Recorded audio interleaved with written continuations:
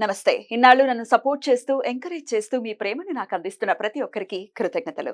అలాగే ఈ వీడియో కూడా ఖచ్చితంగా మీకు ఉపయోగపడుతుంది. లైక్, షేర్ అండ్ సబ్స్క్రైబ్ చేసి మీ సపోర్ట్‌ని నాకు అందించండి. అలాగే ఈ వీడియో పట్ల మీకున్న అభిప్రాయాన్ని కామెంట్ సెక్షన్‌లో కామెంట్ చేసి తెలియజేయండి. ఇప్పుడు వీడియోని చూద్దాం. నమస్తే. Welcome to our channel. నేను పద్మిని. ప్రస్తుతంతో పాటు ప్రముఖ ఆధ్యాత్మికవేత్త, ఆస్ట్రో న్యూమరాలజిస్ట్, వేదిక్ వాస్తు స్పెషలిస్ట్ శ్రీ విద్య మరియు హనుమత్ ఉపాసకులు బ్రహ్మశ్రీ డాక్టర్ శివయోగి సిస్లా జయశంకర్ గారు మనతో పాటు ఉన్నారు. మాట్లాడదాం. నమస్కారం అండి. మా ఆయుష్మతి భవ. బాగున్నారండి? బాగున్నామ్మా. సార్, ఈ ఇయర్ మొత్తం కూడా రాశి వైజ్ చెప్తున్నారు మీరు. ఏ ఏ రాశి వాళ్ళు ఎలాంటి పరిహారాలు చేసుకుంటూ ఈ క్రోధినామ సంవత్సరాన్ని డెఫినెట్ గా చాలా జాగ్రత్తగా డీల్ చేయాల్సినటువంటి సంవత్సరం కాబట్టి మీరు ఆల్రెడీ సింహరాశి వరకు చెప్పుకున్నాము. కన్యా రాశి వాళ్ళు ఎలా ఈ సంవత్సరం మొత్తం అసలు ఏం చేసుకోవాలి సార్? తప్పకుండా చెప్పుకుందాం అమ్మా. కన్యా రాశి వాళ్ళకి ఈ సంవత్సరం చాలా అద్భుతంగా ఉంది. Good time. గుడ్ టైం, వాళ్ళకి చాలా గుడ్ టైం. కన్యా రాశి అంటే ఉత్తరా నక్షత్రం 3 పాదాలు, హస్త 4 పాదాలు, చిత్త 2 పాదాలు, అవును, మొత్తం కలిపితే కన్యా రాశి. ఇంగ్లీష్ అక్షరాల్లోకి వచ్చి చూస్తే TPSND అనే అక్షరాలతో పేరున్న వాళ్ళు, ఒకవేళ మా జాతకం తెలియదు అనుకుంటే మా రాశి ఏదంటే కన్యా రాశి కింద తీసుకోవచ్చు. ఈ రాశి వాళ్ళందరికీ కూడా చాలా అద్భుతంగా ఉంది.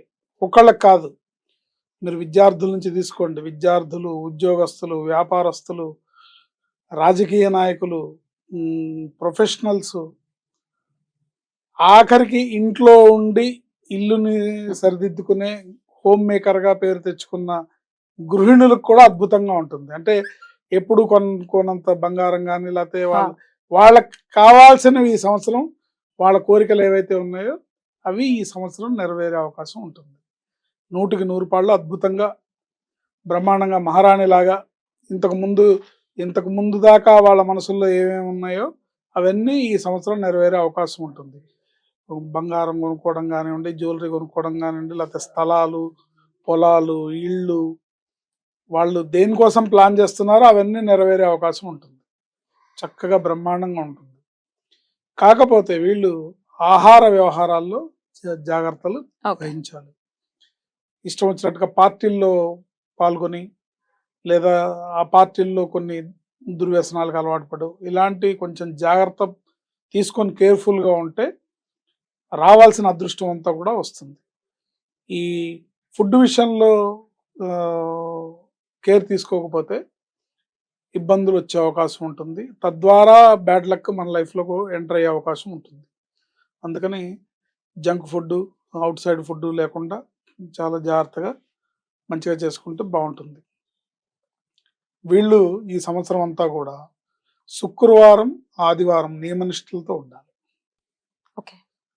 అంటే మరింత మెరుగైన ఫలితాన్ని పొందడానికి అన్ని బాగుంటాయి, మీరు ఏం చేసినా బాగానే ఉంటుంది. కానీ ఏమవుతుందంటే కూచమ్మ కూడబెడుతుంటే మాచమ్మ మాయం చేస్తాం. మన విధి ఎలా ఉంటుందంటే ఇటు వచ్చే అవకాశం ఉంటే దాన్ని మూసేయడానికి కూడా మన బుద్ధులు, మన చర్యలు, మన పనులు, ఈ కర్మ వెంబడిస్తుంటుంది. కనుక ఒకంత జాగరూకతతో కేర్ఫుల్గా ఆచితూచి అడిగేసి ఈ సంవత్సరం బాగుంది కాబట్టి దాన్ని బాగా యూటిలైజ్ చేసుకోవాలి. మనం బాగా చేసుకోవాలంటే మీకు ఈ సంవత్సరం రావాల్సిన అదృష్టం అంతా, ఈ సంవత్సరం రావాల్సిన సంపద అంతా మీ జీవితంలోకి రావడానికి శుక్రవారం, ఆదివారం నియమనిష్టలతో ఉండాలి. ఆహారంలో కానీ, ఇతర ఆచార వ్యవహారాల్లో కానీ. ఇప్పుడు శుక్రవారం నాడు లలితా సహస్రనామ పారాయణ, అమ్మవారి దేవాలయ సందర్శన వీళ్ళకి మంచి అదృష్టాన్ని ఇస్తుంది శుక్రవారం నాడు. ఆదివారం నాడు విష్ణుమూర్తికి సంబంధించిన ఆలయం ఏదైనా సరే, లక్ష్మీనారాయణుల గుడి కానీ, శ్రీ లక్ష్మీ నరసింహస్వామి గుడి కానీ, వెంకటేశ్వర స్వామి దేవాలయం కానీ, ఏదైనా సరే దేవాలయాన్ని సందర్శించి అవకాశం ఉంటే విష్ణు సహస్రనామం పారాయణం చేసుకోవడం ద్వారా ప్రతినిత్యం ఎప్పుడెప్పుడు చేయమంటారు సార్ విష్ణు సహస్రనామం? అంటే ఆసక్తి ఉన్న వాళ్ళు ప్రతి రోజు చేసుకోవచ్చు. కనీసం ఆ శుక్రవారం నాడు, శుక్రవారం నాడు లలితా సహస్రనామం పారాయణ, ఆదివారం నాడు విష్ణు సహస్రనామం పారాయణ చేసుకోవడం ద్వారా అన్ని రకాలుగా భాగ్యవంతులు అవుతారు. ముఖ్యంగా నాన్ వెజిటేరియన్స్ అయితే కనుక ఎగ్, చికెన్ ఈ శుక్ర ఆదివారాల్లో తినకుండా ఉంటే మంచిది. నాన్ వెజ్ అంటే ఏది తినకూడదు, ఓన్లీ చికెన్ కాదు, చికెన్ ఎగ్ స్పెషల్. కోడిని తినద్దు, కోడిని తినద్దు, కోడి గుడ్డుని తినద్దు, అదే కోడి సంతతిని తినకూడదు. రైట్. ఏంటి ఏంటి ముఖ్యంగా శుక్రవారం, ఆదివారం, ఆదివారం ఇన్ జనరల్ గా అసలు నాన్ వెజ్ తినకూడదు అని చెప్తారు. తినకూడదు, but at least chicken at least chicken egg avoid చేయాలి. దీని వెనకాల ఉన్న అంతర్యం సార్ ఒకసారి చెప్పండి. గ్రహస్థితి, గ్రహస్థితి. రాహుకేతువులకి ఈ చికెన్లు పడవు. ఓకే, అందుకని అవాయిడ్ చేయాలి. ఈ జల పుష్పాలుగా చెప్పేటటువంటి ఫిషెస్ అంటే తినొచ్చు అని మనం చెప్పకూడదులేండి, అంటే తినొచ్చు అని చెప్పకూడదు, తినమని ఎంకరేజ్ చేయకూడదు. ఆదివారం నాడు నీ మనుషులతో ఉంటే వాళ్ళు అన్ని రకాలుగా కూడా మీ జాతకం తెలిసినా తెలియకపోయినా మీరు భాగ్యవంతులు అవుతారు. ఎందుకంటే ఆదివారం ప్రత్యక్ష దైవం సూర్యనారాయణ మూర్తి వారం కాబట్టి ఉండాలి. అంతేకాకుండా ఈ శుక్ర ఆదివారాల్లో కటింగ్స్, షేవింగ్స్, గోల్డ్ తీయటం అంటే కొంచెం చేయకూడని పనులు చేయకూడదు, చూసుకొని చేయాలి. తర్వాత ముఖ్యంగా మహిళలు బ్యూటీ పార్లర్స్కి వెళ్తుంటారు, ఈ రోజుల్లో వెళ్లకుండా ఉంటే మంచిది. ఇట్లా నియమనిష్టలు పాటిస్తూ ఈ పనులు చేస్తుంటే వీళ్ళకి అద్భుతంగా ఉంటుంది. ఏంటి ఈ సంవత్సరం వీళ్ళకి కలిసి వచ్చే వారాలు శని, ఆది, గురువారాలు వీళ్ళకి కలిసి వస్తాయి. శనివారం, ఆదివారం, గురువారం. వీళ్ళకి లక్కీ నెంబర్స్ 6వ నెంబరు, 9వ నెంబరు. ఇవి యూటిలైజ్ చేసుకోవచ్చు.